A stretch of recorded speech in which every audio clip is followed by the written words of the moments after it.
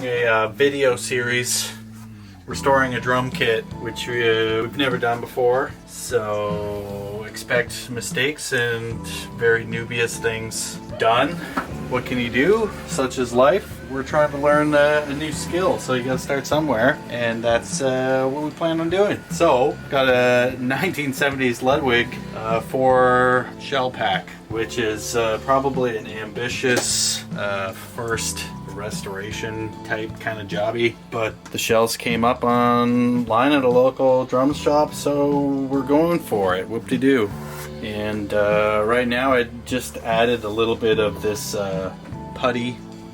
Lee Valley Tools, shout out. So it's gotta be good.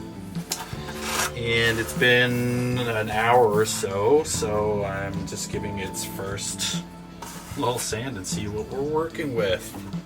But yeah, there's a lot of cracks and gashes and wounds and drill holes to fill.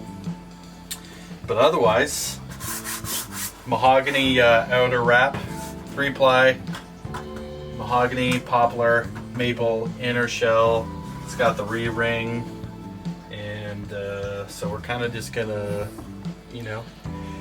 do our best with the research that we do, but otherwise just wing it and have fun, and that'll be that. And it's gonna look hopefully super dope and sound like a banging drum kit.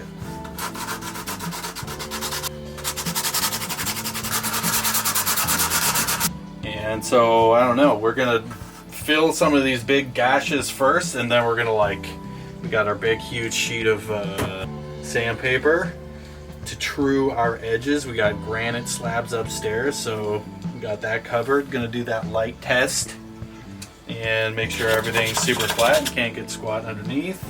And yeah, this is just the initial stages of refurbishing and sprucing up a vintage Ludwig drum set.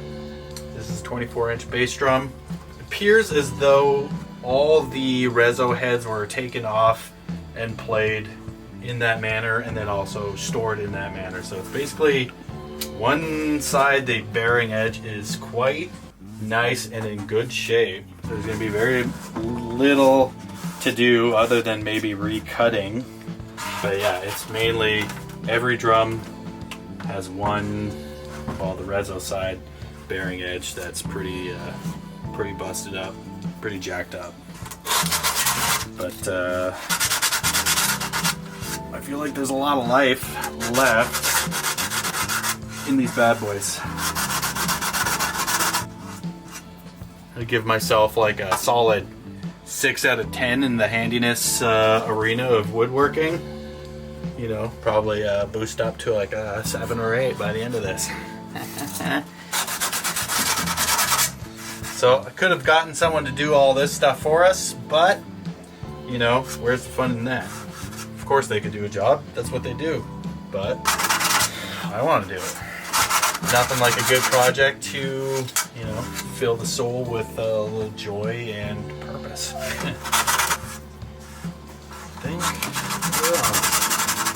So this isn't going to be a cheap project, but life ain't cheap. Not super picky. We just want a functionally cool sounding drum kit that plays well and hopefully looks pretty decent too.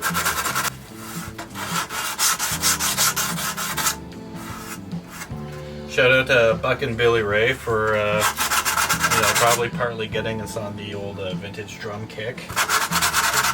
Watched all of your bearing edge videos. Yeah, once they're a little less busted up, we're gonna do your little pencil trick around there if we can true up those edges. You laughing? Definitely got to glue and clamp a few sections, but you know what? I think we're off to a good start, and I'm not too worried.